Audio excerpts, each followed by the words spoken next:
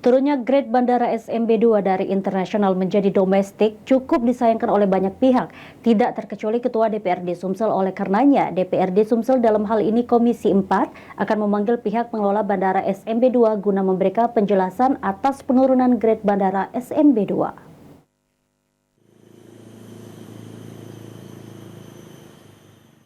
Disampaikan oleh Anita Nuring Hati yang merupakan Ketua DPRD Sumatera Selatan, penurunan grade Bandara SMB2 dari internasional menjadi domestik akan cukup menghambat penerbangan dari luar negeri ke Bandara SMB2.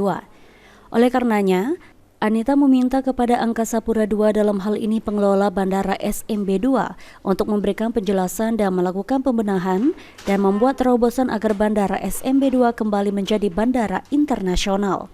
DPRD Sumsel sendiri melalui Komisi 4 disampaikan oleh Anita akan melakukan pemanggilan kepada pihak pengelola Bandara SMB2.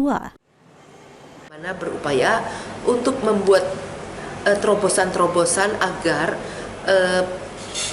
penetapan bandara internasional itu bisa terevaluasi apa syaratnya. Kan yang tahu adalah Angkasa Pura. Kita dari legislatif sama sekali tidak tahu. Ada wacana dari Komisi 4 karena itu yang membidangi.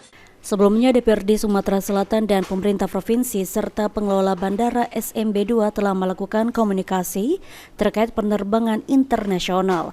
Dan hasilnya saat ini Bandara SMB2 kembali menjadi embarkasi haji serta bisa kembali menerbangkan pesawat charter khusus umroh ke Tanah Suci.